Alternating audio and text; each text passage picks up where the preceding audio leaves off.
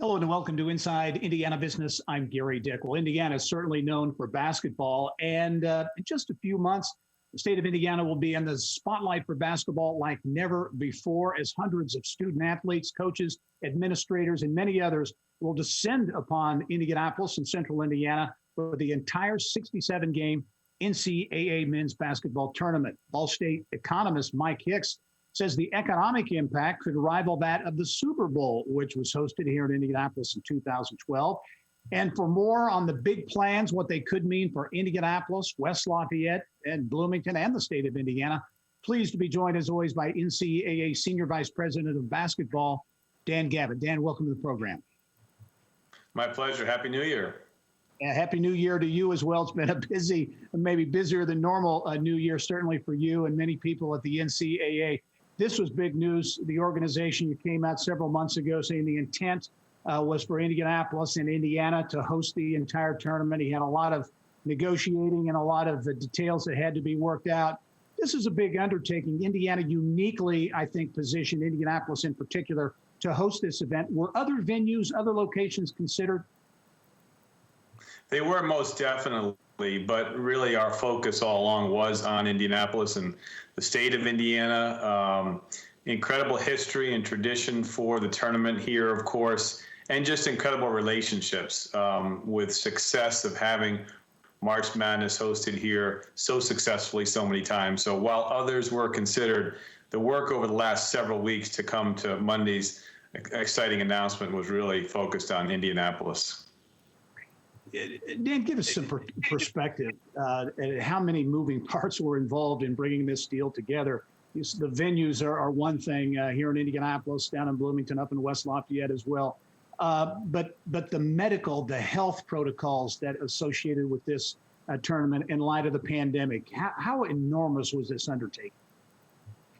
Well, it is enormous, no question about it. And, it was a culmination of really months of work going back to the summer and following what other events had been able to do successfully and why they were successful. And that's what led to the basketball committee and staff's decision first in the middle of November to decide to have the tournament in one geographic location to limit travel and all the resultant challenges with travel in the pandemic. And fundamental, of course, to all that decision-making was the health and safety of every participant, student athletes, coaches, administrators, as well as the greater community that we would have the event in the greater Indianapolis area. So the medical protocols really key, of course, fundamental in so many ways.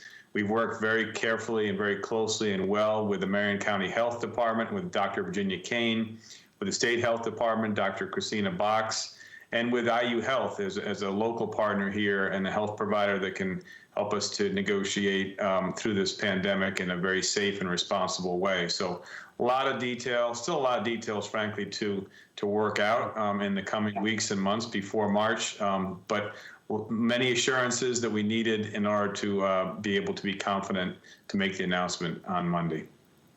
Dan, the big question a lot of people want to know is fans. Will fans be permitted to attend the games? At this point, we have approval only for family members of student athletes and coaches and administrators who will be participating in the games. That's just a limited number that we have assurance that can attend all 67 games. We have hope that there may be fans in attendance, but really that's going to be a mutual decision with the Marion County Health Department, with the NCAA, and it won't be made until probably early February. I think we all agreed that it was important to see how hopefully conditions improve with the spread of COVID-19 and can provide opportunity for a limited number of fans, as we've seen at Colts games, for example. But premature to make that decision right now, and time will tell if that is a possibility or not. But indeed, that's a decision that ultimately down the road could change potentially from where it is now, but won't be made until early February. That's correct. Yeah, we're going to take a wait-and-see approach in a very responsible way to make the correct decision.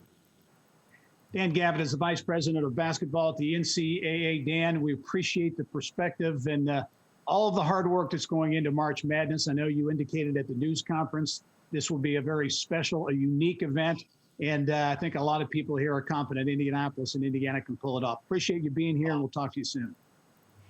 My pleasure, always. Looking forward to an incredibly historic March.